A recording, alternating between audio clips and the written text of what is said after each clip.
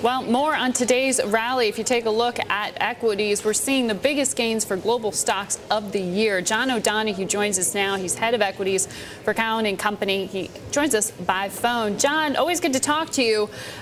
It's a holiday week. Not many people participating today. Should we be overly excited about this rally?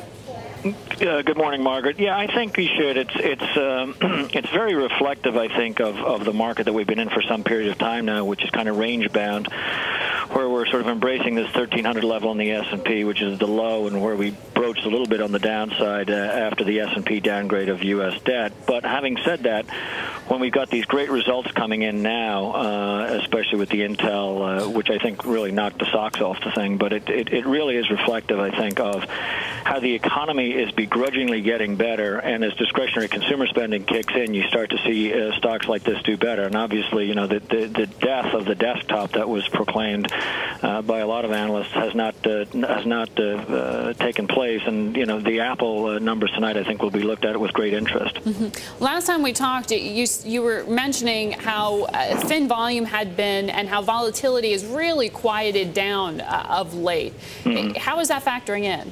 It's still the same. I think volume is still quite light, unfortunately, because that affects my business. But I think from the standpoint of where we're seeing the amount of cash that's sitting on the sidelines that's willing to participate in the marketplace, I think it was interesting that even though as you said just a few minutes ago, with all the bad news that's out there, whether it's the S&P potential downgrade, which I think is actually a very good shot across the bow to the U.S. Congress, along with the issues that you still have in European debt, and obviously the Japanese as they continue to clean up from the tsunami. All these are out in the open now. So the market, to my understanding, to my thought, doesn't really have a lot else that's kind of hidden. There isn't a lot of hidden, I would say, potential blowups that are out there. So from my standpoint, if I look at the market as it's priced now, it's priced pretty well.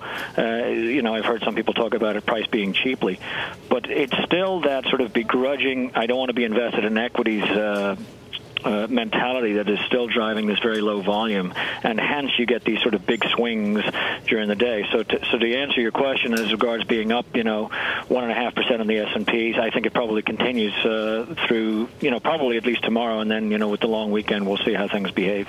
All right, John O'Donohue, thanks very much for calling in. John, calling from Cowen and Company.